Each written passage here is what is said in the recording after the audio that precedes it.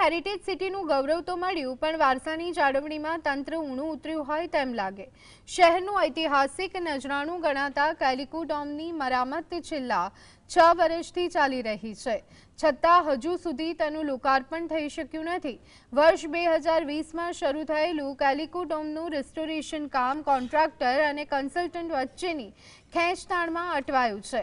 હાઈકોર્ટના આદેશ મુજબ ડોમની મૂળ ડિઝાઇન જાળવી રાખવાની હોવાથી કામમાં વિલંબ થઈ રહ્યો હોવાનો તંત્રનો બચાવ છે. બીજી તરફ વિપક્ષનો આક્ષેપ છે કે સત્તાધારી ભાજપ હેરિટેજ વારસા પ્રત્યે બેદરકાર છે.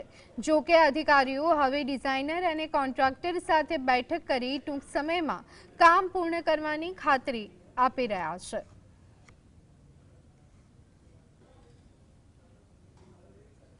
સ્ટ્રક્ચર બનીને તૈયાર છે, પણ એની જે ડિઝાઇન છે એકદમ સ્પેસિફિક પ્રકારની છે અને હાઈકોર્ટના ઓર્ડર પ્રમાણે એને સ્પેસિફિક જે પ્રકારનું હતું એ પ્રકારે જ બનાવવાનું છે. એટલા માટે આની અંદર થોડું ડિલે થયું છે.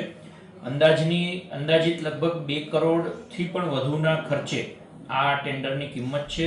એ સવાણી કન્સ્ટ્રક્શન કંપની દ્વારા બનાવવામાં આવી રહ્યું છે. પીએમસી વડોદરા ડિઝાઇન એકેડમી એ પીએમસી દ્વારા આની ડિઝાઇન ચેક થતી હોય છે. 12/10/2020ના રોજ આ કામ શરૂ થયું છે અને ગુજરાત હાઈકોર્ટના આદેશ અનુસાર કેલિકો ડોમને મૂળ સ્વરૂપમાં જ રિસ્ટોર કરવામાં આવનાર છે.